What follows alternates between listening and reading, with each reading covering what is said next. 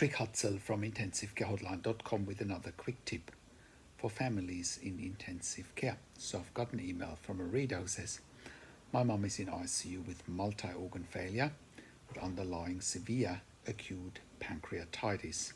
She's ventilated requiring 50% FiO2 support on the ventilator, blood pressure support and dialysis. What are our next steps? What questions should we ask regarding further treatment?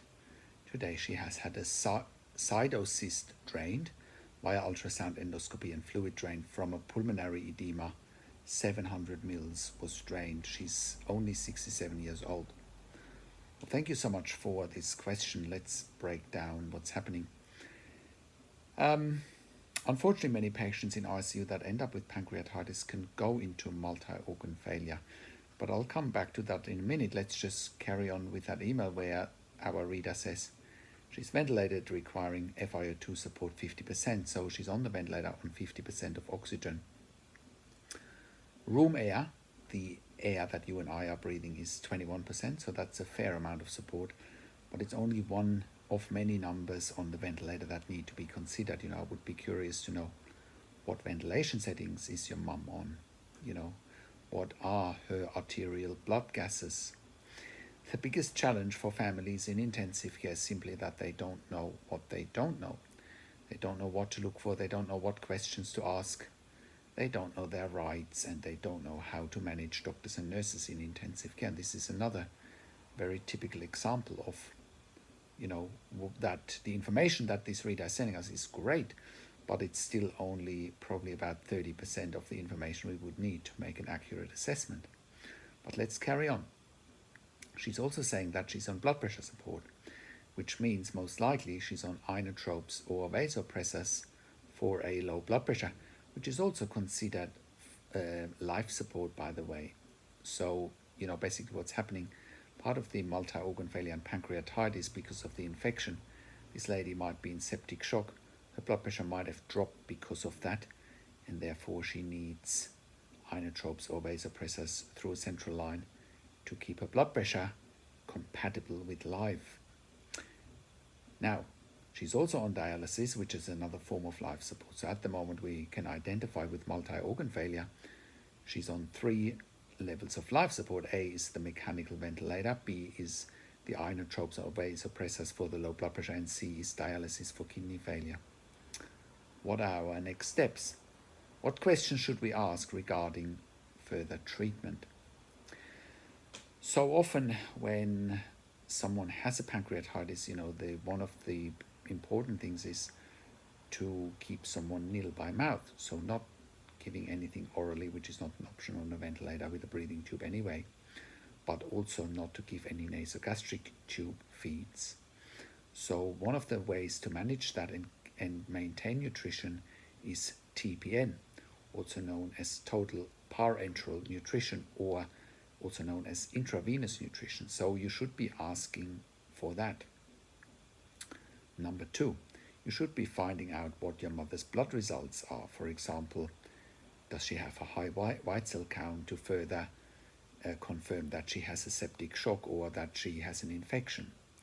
What's her temperature like? What are her amylase and lipase levels, because they are the pancreas markers. They're probably elevated because of the pancreatitis. What's her gallbladder doing? Sometimes the gallbladder can be affected as well in pancreatitis. So is her bilirubin level high, or are the bilirubin levels high? Next, what do they suspect is happening with the pancreas in the long run? Do they think they need to remove it once the infection has reduced?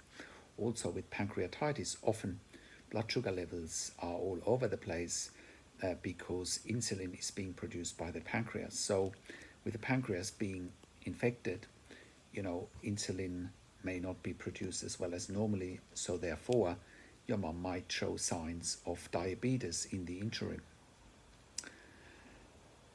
Now, also with the dialysis, obviously she's in kidney failure. What are her kidney markers? Are the kidney markers coming down? Is she starting to make urine? How long do they think she will need the dialysis for? Those are also very important questions to ask.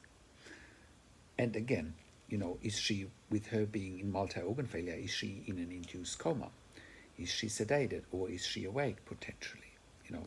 Does she need a tracheostomy as a next step?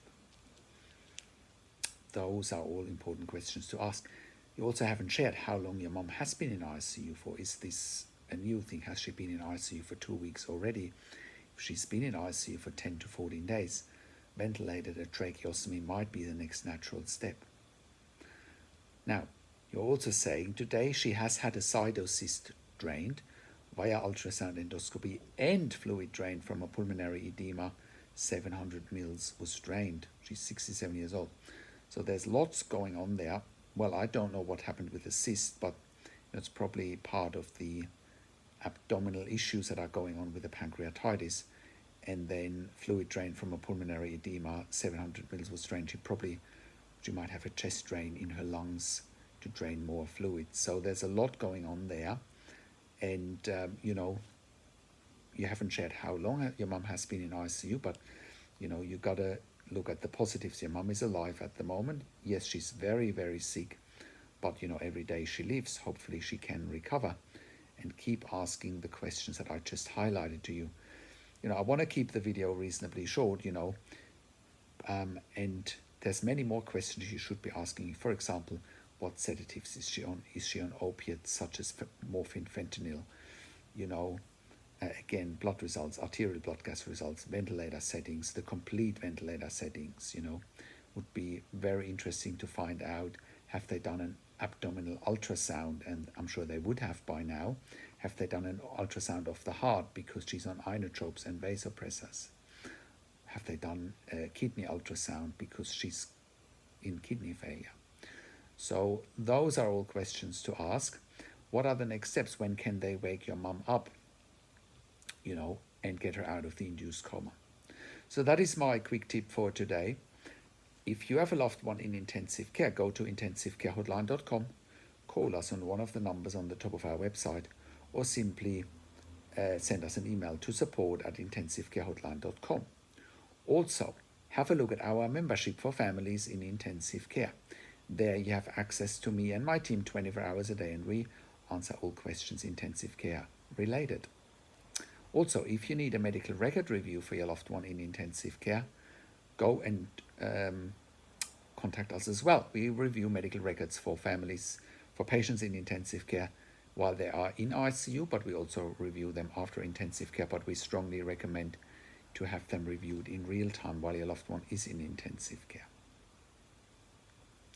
Now, like the video, subscribe to my YouTube channel for regular updates for families in intensive care. Share the video with anyone that can benefit from it. Click the notification bell and comment below what questions and insights you have from this video, or what other topics you want me to talk about. Thank you so much for watching. This is Patrick Hutzel from intensivecarehotline.com, and I'll talk to you in a few days.